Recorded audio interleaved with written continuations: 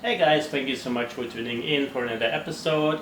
So in this episode I'm going to have to share some bad news, unfortunately, some unexpected news. It's not the end of the world, but it is a problem that is going to require action on my part really soon, and will also alter the channel a little bit and the content I'm going to be posting. But yeah, let me show you and talk to you about what this problem is and what I could possibly do to fix it.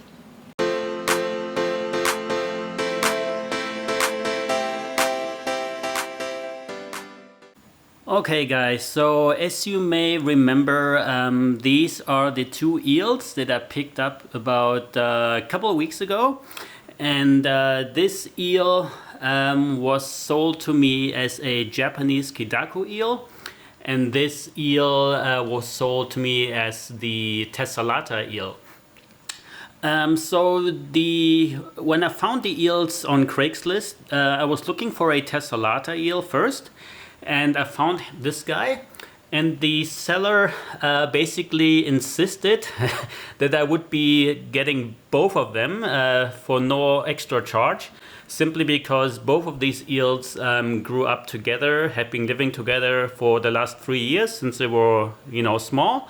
And I said, okay, no problem. This Japanese Kidaku eel has a maximum length of 3 feet, and this guy is about 3 feet almost. And this guy is just a little smaller, but since this eel here was not supposed to be bigger than 3 feet, I thought, okay, no problem. I'm going to have a tessellata eel, and since they're used to each other, having another eel in here won't be a big deal.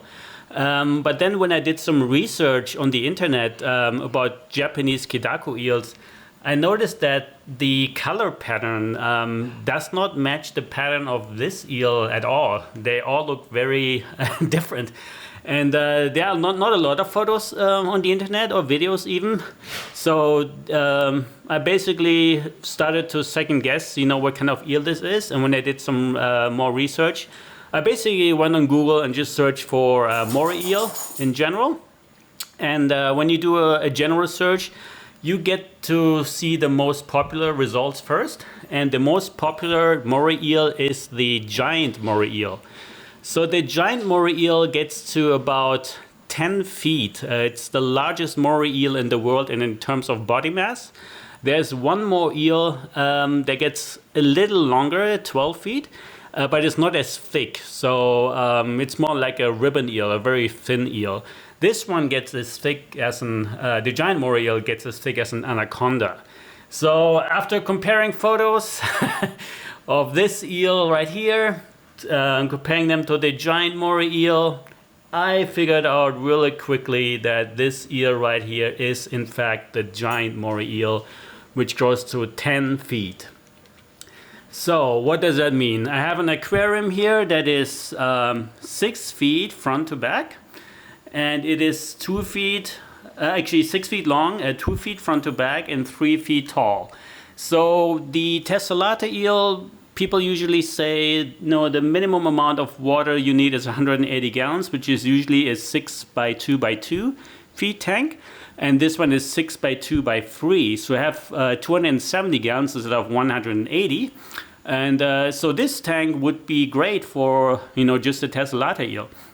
But a giant Moray, I can only assume what kind of tank this needs. So people usually say that in order to avoid aggression in Moray eel tanks, you need a tank that is about 1.5 times the length of the eel fully grown. So for a tessellata growing to 5 feet, this would mean 7.5 feet. And so this tank technically isn't even long enough for that, but I make up some space with the height. But for the giant Moray, we're talking about a tank that is 15 feet in length, and that is, almost reaching, a zoo display size tank. So this is not something that I can really put in my house. And so yeah, what can I do now that I know what kind of a beast I have in this, glass box in my house? So option number one, what many people would do is to look for a potential adoption.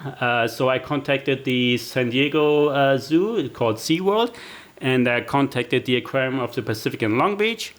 SeaWorld did not get back to me at all. The Aquarium of the Pacific said they would get back to me, after the holidays. But they never did, and they don't answer my follow-up questions. So I can assume that they are not going to be adopting this giant moray. Second option would be to release him into the wild. But the problem is both of these eels have been living in tanks their whole life, and they have been hand-fed pretty much. I've never fed my eels any live food, so I don't even know if they're able to hunt, like in the wild. So my worry is that if I release him, that he would not be able to hunt for his food, like an eel that's been living in the wild, and he would eventually starve. So that's why I'm kind of shying away from that. Third option, flushing him down the toilet, is also not an option. And fourth option, euthanization, is definitely not an option. This is an eel that was caught as a baby from the wild, sold as an eel that it eventually wasn't, and it's been living in this, in somebody's glass tank his whole life, and it's not his fault that he's not the type of eel that everyone thought he was, and therefore he's not going to be killed for it. I'm not going to let that happen. So what else can I do? I could just put him up for adoption, maybe for another home aquarist.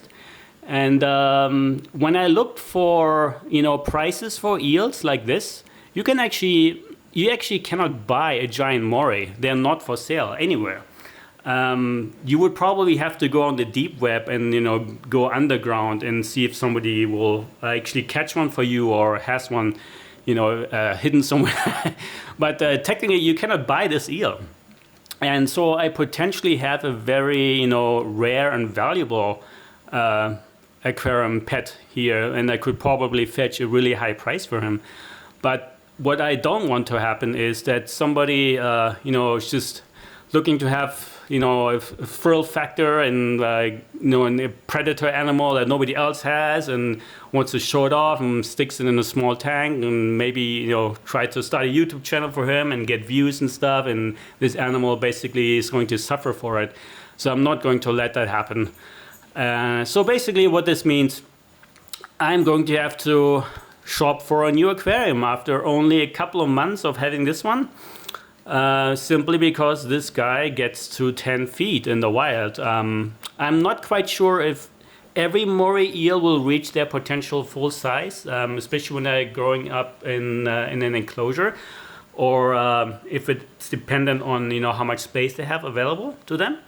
But worst case scenario, I have to look for a tank, maybe 8 to 10 feet if possible. If you watch my Discus Mega Tank series, this tank is 8 feet long. So I'm trying to get an 8 to 10 footer, and it's possibly a tank that is 4 feet front to back, and maybe as tall as this aquarium here, so 3 feet tall. That would give me plenty of space for him. I could put a bunch of rock work and a lot of PVC piping everywhere.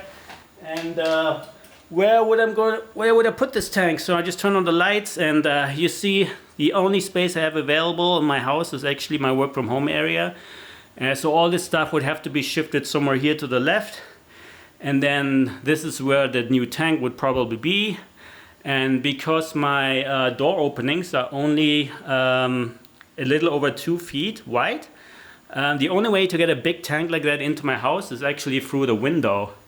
And I've seen it done on TV shows and stuff, and I know it's possible, and I know that there are companies out there that can make this happen. But yeah, that's basically what I'm looking forward to now. Did not expect that, of course. We are talking about thousands and thousands of dollars of an additional investment. But like I said, it's not his fault. It's my responsibility. I own him. I did contact the seller and asked him, hey, did you screw me over on purpose, or did you know what you had? And he was actually mad that this is not a Japanese Kidako eel, because he paid the price of a Japanese Kidako eel, which is over $1,000. So tessellatas usually go for 200 to 300 maybe when they're small, and the bigger ones, they're usually free because people try to get rid of them because they underestimate how big and aggressive they get. So yeah, like I said, big problem on my hand. This is going to alter, the videos I'm going to be making for this YouTube channel a little bit. Obviously, I looked on YouTube and there's really nobody else who has an aquarium with a giant moray. And so I may be able to provide some, first-hand experience with you guys, share with you what it's like. But only if I can find an appropriate tank and I can give him the proper home. And for that, please stay tuned. I'm not sure if the next video will already be about a new tank, or in the meantime, if I have to do something with this tank. I did buy some additional PVC pipes, so I'm thinking about just laying some everywhere, stacking them on top. Basically have a wall of PVC pipes with, openings everywhere, and then the rocks will just be like leaning against them to secure them. But the rocks themselves will not be, providing any caves anymore, because the eel is just going to get too thick and start, pushing rocks over and can hurt themselves and hit them against the glass and stuff and scratch it. So probably looking about redesigning this in the meantime if I cannot find a big tank in a reasonable amount of time. But yeah, this is what's going to be happening on this channel, especially for the, particularly for the Moray eel tank series that I have going. And if you have any suggestions, or if you know anybody with experience with this giant Moray eel, let me know. All I know is that he is, what is it like to have a giant Moray in my tank? So he's actually a very, very calm, very shy, very gentle animal, almost, very, very loving actually. So if you can say that, like the tessellata, he's definitely the aggressive one. So whenever they have a little, fight between them, it's usually the tessellata that snaps at him. But then everything is fine shortly after. Never had a serious problem, but he has never shown any aggression either towards his tank mate, towards myself. When I feed him, he's always very gentle when he grabs the food. He has never messed with the lionfish tank mates, and the crabs never got harassed by him. So he's really a very, very loving animal if you think about it. You still need to respect him. He has very sharp teeth. He's going to get really big, and yeah, I'm not sure if he ever become tame that I can actually pet him. So I'm definitely not going to try that anytime soon. And tessellatas for sure, they're very, very aggressive. Okay, so this is enough for this video. Thank you so much for sitting this through and listening to my bad news. And hopefully I will be able to share some good news regarding this situation soon. And we'll definitely provide you updates, and we'll definitely post videos about any new tank that I'm getting for him and how this is going to be set up and built.